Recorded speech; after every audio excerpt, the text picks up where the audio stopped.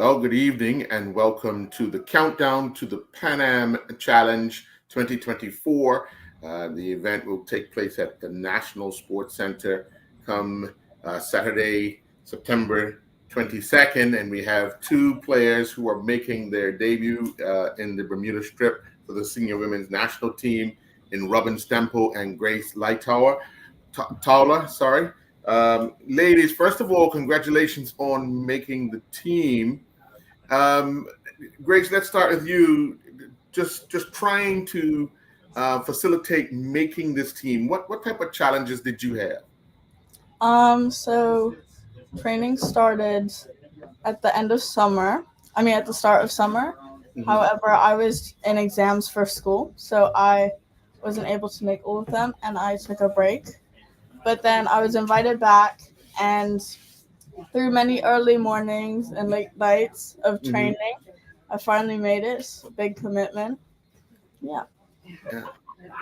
Robin, what about you with the challenge of trying to make this team? Yeah, sure. So I am considered an overseas player. And so through that last 4 years, I've been away at university and I've been playing field hockey there. But similar to Grace, I kind of came in at the beginning of the summer and kind of started training around then with the team. And so you have to very quickly adapt because some of our more senior members on the team have been practicing together for more than 3 years. And so, yeah, to kind of, I guess, deal with that short stint of training and being able to adapt so quickly has probably been the hardest challenge. Yeah. Now, clearly, you've already indicated it was some 2 years ago that the women's team won the CAC qualifiers right there at the National Sports Center. Um, having seen some of that or being around those players, the tempo at the national level is a lot faster. How do you feel you guys will adjust to that pace, that different pace? I think it will be quite an adjustment just from what we've normally been playing. However, I think after the first game or first game and a half, I think we'll get into a rhythm and be able to play to that speed. Yeah, Yeah, Robin. Yeah, go ahead, Robin. sorry, I was just going to say, especially growing up here and the type of field hockey we have on island, you have young players that are playing against people in their 20s, 30s, and 40s and playing against adults. And so, I think we've been exposed to that fast paced level of competition already. So, yeah, I agree with Grace that I think it might, the first game, be interesting to figure it out and adapt, but I don't see us struggling after that. Yeah.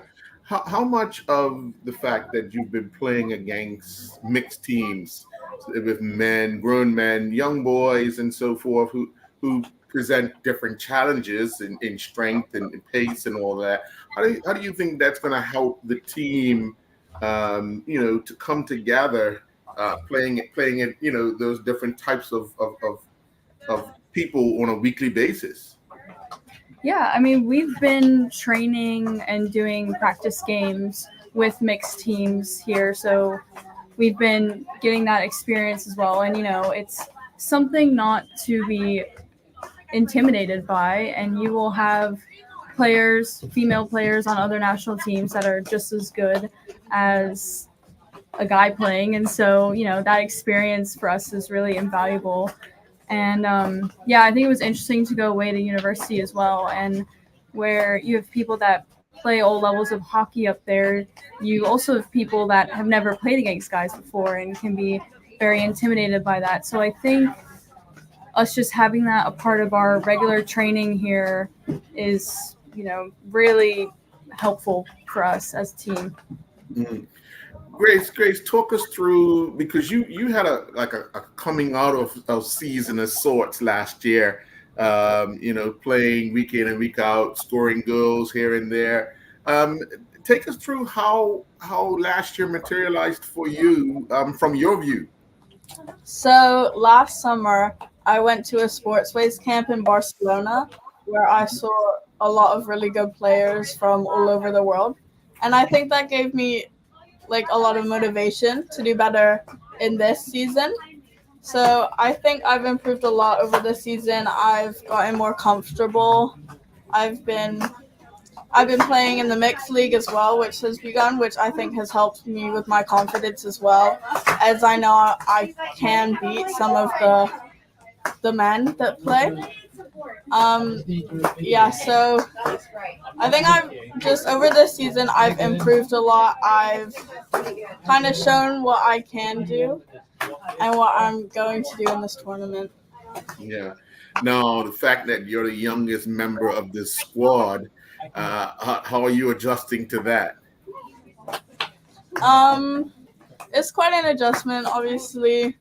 However, everybody here is really supportive, and I feel comfortable talking to anybody about any challenges that I'm facing with balancing school and other things. Balancing school is probably the biggest challenge, being younger. But the same as the older players have to balance work, I guess. But it's a really great environment, and everybody's very supportive. So I think it's actually really nice. Yeah. Sure. Robin, Kevin Moody, or Curvin, sorry, Curvin. What has he brought to this team over the last few years from your standpoint? Yeah, well, coming in only for, a couple months of being able to actually train with him versus, he's been here for 3 years prior, I can still say that I have developed personally as a player so much. And I think he brings a real skill set to Bermuda and our national team and trainings. And part of the way he does that is by being creative in every session and every drill that we do.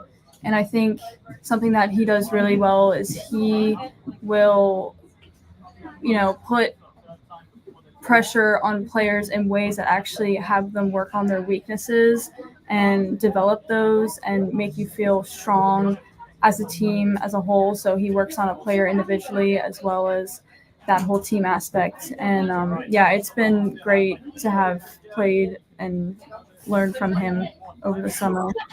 Sure. Now, what have the ladies told you guys to expect playing at this level for the next week? Well, obviously they said that it's going to be difficult and that the play is going to be faster. The ball's going to move faster, and everybody's going to be very fit. So I think those are just the main points going into this that we need to know.